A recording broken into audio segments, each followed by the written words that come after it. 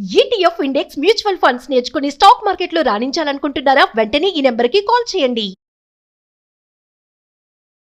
నమస్తే, welcome to Suman TV. ప్రస్తుతం మనతో పాటు ఉన్నారు former deputy director, ministry of defence, 20 years above experience ఉన్నటువంటి యూపీఎస్సీ టీచింగ్లో బాలలత మేడం ఉన్నారు. మేడంతో మాట్లాడదాం.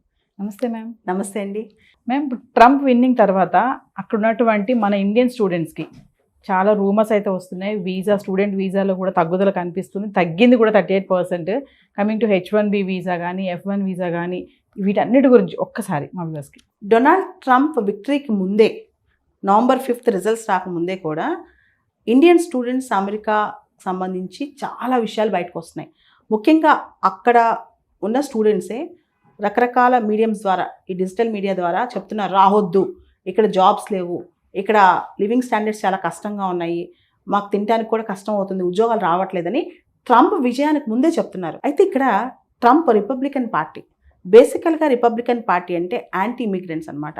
కానీ ఇక్కడ మనం ఒక విషయం అర్థం చేసుకోవాలి, లీగల్ ఇమిగ్రెంట్స్ వేరు, ఇల్లీగల్ ఇమిగ్రెంట్స్ వేరు. ట్రంప్ ఉక్కుపాదంతో తొక్కుతానని చెప్పేది ఇల్లీగల్ ఇమిగ్రెంట్స్ని, చట్ట విరుద్ధంగా వచ్చే ఇమిగ్రెంట్స్ అనమాట, చట్టపరంగా వచ్చేవాళ్ళని కాదు. అమెరికాలో డంకీ ఫ్లైట్స్ అనే కాన్సెప్ట్ ఉంది. దాన్ని డాంకీ ఫ్లైట్స్ అనొచ్చు, డంకీ ఫ్లైట్స్ అనొచ్చు. ఎవరైతే లాటిన్ అమెరికా ఇలాంటి దేశాల నుంచి, సెంట్రల్ అమెరికా దేశాల నుంచి దొంగతనంగా ఇల్లీగల్ రూట్స్ ద్వారా అమెరికాకి వెళ్తారో వాళ్ళు అమెరికాలో చాలా పెరిగిపోయారు. ముఖ్యంగా డెమోక్రాట్స్ రూల్లో చాలామంది ఇల్లీగల్ ఇమిగ్రెంట్స్ అమెరికాలో ఉన్నారు. ట్రంప్ ఏం చెప్తున్నా అంటే, నేను రాగానే వాళ్ళందరినీ బయటకు పంపిస్తానంటున్నాడు. ముఖ్యంగా ట్రంప్ 2 అంశాల మీద ఎలక్షన్ గెలిచాడు. ఒకటి ఎకానమీ, 2 ఇమిగ్రేషన్స్, ఆర్థిక పరంగా, వలసల పరంగా. ఈ రెండింటి మీద January 20, 2025 నిర్ణయం తీసుకుంటాడు. ఫస్ట్ సంతకాలు వాటి మీదే పడతాడని ఆలోచనలో ఉన్నారు అందరూ. ఇక్కడ క్వశ్చన్ ఏంటంటే, చాలా యూనివర్సిటీస్ స్టూడెంట్స్కి మెయిల్స్ పెట్టేశాయి, ఎవరైతే కొత్తగా రావాలనుకుంటున్నారో లేదా సెలవులకు వెళ్ళారో January 20th కన్నా ముందే వచ్చామని. ఎందుకంటే ట్రంప్ వచ్చాక ఎటువంటి ఆలోచన చేస్తాడో, అన్ఎక్స్పెక్టెడ్ థింగ్స్ చేస్తాడు. అంటే ట్రంప్ అనే వ్యక్తే అన్ఎక్స్పెక్టెడ్, చాలా వాలటైల్, చాలా ఫ్లూయిడ్ వ్యక్తి అనమాట. సో ట్రంప్ వచ్చాక ఎలాంటి నిర్ణయం తీసుకుంటాడనేది అందరికీ అనుమానం. దాంతో ఆ భయం అనేది మొదలైంది. ఇక్కడ F1 అనేది నాన్ ఇమిగ్రెంట్ స్టూడెంట్ వీసాస్, అక్కడ చదువుకోవడానికి, అకాడమికల్గా చదువుకోవడానికి వెళ్ళే వాళ్ళవి. M1 అనేది వొకేషనల్ కోర్సెస్కి వెళ్ళే వాళ్ళకి. అదేవిధంగా H1B అనేది ప్రొఫెషనల్ జాబ్స్కి వెళ్ళే వాళ్ళకి. సో దీనికి వాటికి తేడా ఉంది. H1B వచ్చినంత మాత్రాన మీకు గ్రీన్ కార్డ్ వచ్చినట్టు కాదు. అయితే ట్రంప్ F1 విషయంలో ఒక హామీ ఇచ్చాడు. ఏంటి అంటే, స్టూడెంట్ వీసాస్తో మీరు వెళ్ళినా, మీరు కనుక కోర్స్ కంప్లీట్ చేస్తే మీకు ఆటోమేటిక్ రూట్లో గ్రీన్ కార్డ్ వచ్చే విధంగా నేను ప్రయత్నం చేస్తానని చెప్పి ఆయన ముందు నుంచే చెప్తున్నాడు. అంటే బేసికల్గా అమెరికాలో ఇండియన్ లాబింగ్ కానీ, అమెరికాలో లెజిస్లేటర్స్లో ఇండియన్ సపోర్టర్స్ కానీ ఉన్నారు. సో ఇమీడియట్గా ఇండియన్ స్టూడెంట్స్కి వచ్చే పెద్ద ఇబ్బంది ఏమీ లేదు. ఏదైతే 38% స్టూడెంట్ వీసాస్ పడిపోయాయో అది జనవరి నుంచి సెప్టెంబర్ వరకు చూస్తే, కరోనా టైంలో మనం చూస్తే కేవలం 6,000 మంది ఇండియన్ స్టూడెంట్స్కి వీసాస్ ఇచ్చారు. తర్వాత స్లోగా 1,00,000 వరకు వచ్చినాయి, సంవత్సరానికి 1,00,000 మంది స్టూడెంట్స్కి. మళ్ళీ ఈ సంవత్సరం అది 64,000కి పడిపోయింది అనమాట. అంటే 38% పడిపోయింది. ట్రంప్ ఒక్కళ్ళే కారణం కాదు, దీనికి అనేక కారణాలు ఉన్నాయి. ఒకటి, రెసెషన్ వస్తుంది, ముఖ్యంగా టెక్ లే ఆఫ్స్ పెరిగిపోతాయి, జాబ్స్ లేవని ఒక భయం. మొదటి భయం ఏంటంటే టెక్ లే ఆఫ్స్. దాంతోపాటు ఇండియన్ స్టూడెంట్స్ అమెరికా మాత్రమే కాదు, ఆస్ట్రేలియా, జర్మనీ ఇలాంటి ఆప్షన్స్ కూడా ఇప్పుడు చూసుకుంటున్నారు. కేవలం అమెరికా అని మాత్రమే కాదు, రకరకాల కంట్రీస్కి వెళ్ళి ఆప్షన్స్ చూసుకుంటున్నారు. మూడవది, అతి ముఖ్యమైనది, ఓవరాల్గా చూసుకుంటే కనుక నెక్స్ట్ ఇయర్ 2025-26 సంవత్సరంలో రెసెషన్ వస్తేనే ఒక డౌట్, ఉద్యోగాలు పోతాయి, ఇక ఉద్యోగాలు రావు అని ఒక అనుమానం. ఇప్పటికి వెళ్ళిన వాళ్ళ ఫ్రెండ్స్ కానీ, బ్రదర్స్ సిస్టర్స్ కానీ, వాళ్ళు అక్కడి నుంచి వీళ్ళకి చెప్పుంటారనమాట, రావద్దు, ఇప్పుడు పరిస్థితులు బాగాలేవని. అలా కొంత ఆగిపోవడం కూడా జరుగుతుంది.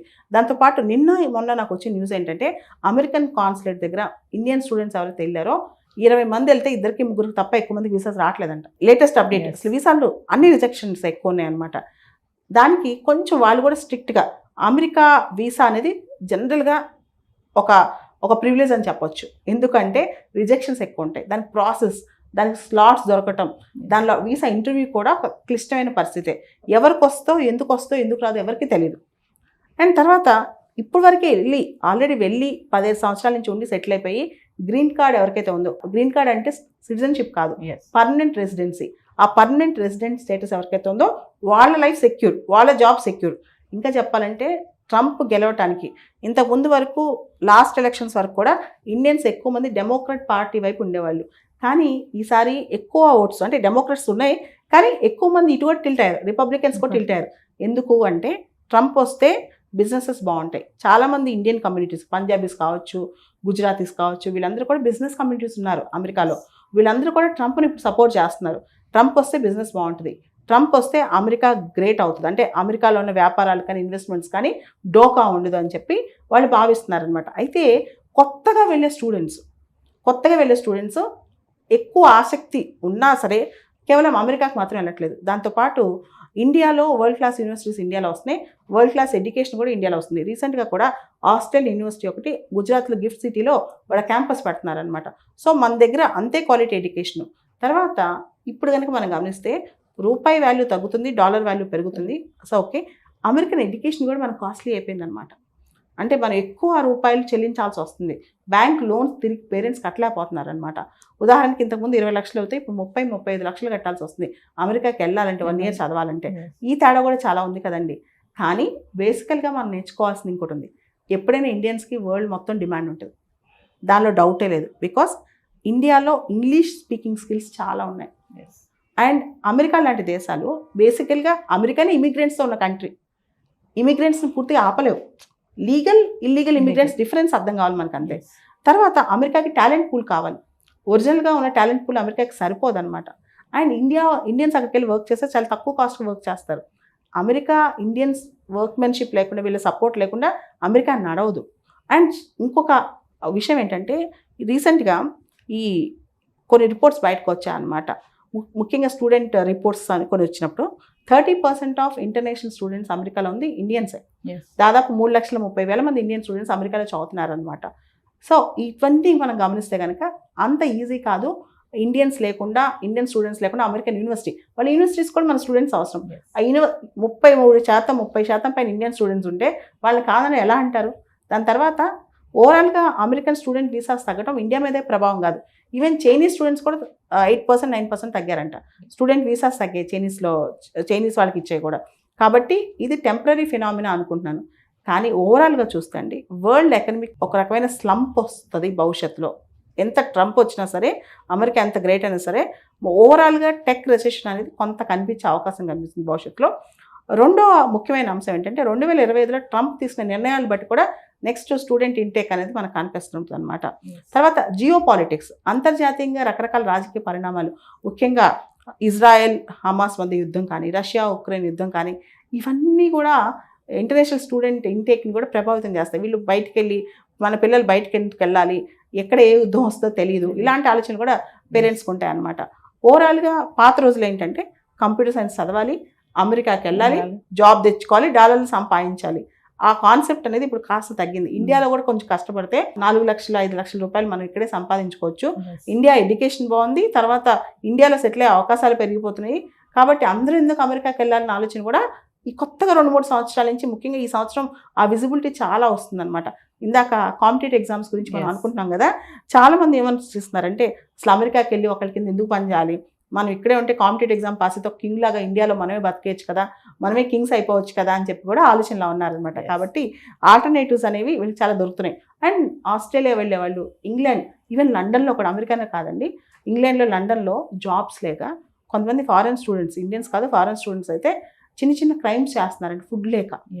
ఆ రోజు బ్రెడ్ ఉండదు, డబ్బులు ఉండవు, ఇంట్లో వాళ్ళు అప్పులు చేసి చదివించి ఉంటారు, ఉద్యోగం దొరకట్లా, ఏం చేయాలా, క్రైమ్స్ కూడా చేస్తున్నారట. లండన్ సిటీస్లో సాయంత్రం 6 తర్వాత బయటకు వెళ్ళాలంటే భయం వేసే పరిస్థితి కూడా ఏర్పడుతుందంట. కాబట్టి ఇవన్నీ మనం చూస్తే ఓవరాల్గా ఇది ప్రభావం కేవలం ట్రంప్ మాత్రమే కాదు, ట్రంప్ రాకముందే స్టార్ట్ అయింది. ట్రంప్ వచ్చాక అనిశ్చితి, ఏం చేస్తాడన్న భయం, వెయిట్ అండ్ సీ అప్రోచ్, ఇలాంటివి స్టార్ట్ అయినాయి అనమాట. ఇవన్నిటి కలిపి దాంతోపాటు అమెరికన్ యూనివర్సిటీ స్టాండర్డ్స్ ఇంతకుముందంటే తక్కువ ఉండేవాళ్ళు, ఇప్పుడు మన విద్యార్థులు చాలామంది వెళ్ళిపోయి అక్కడ చదువుతున్నారు కదా, ఇక్కడ అంత గొప్పగా ఏమి స్టాండర్డ్స్ లేవు అనేది అనమాట.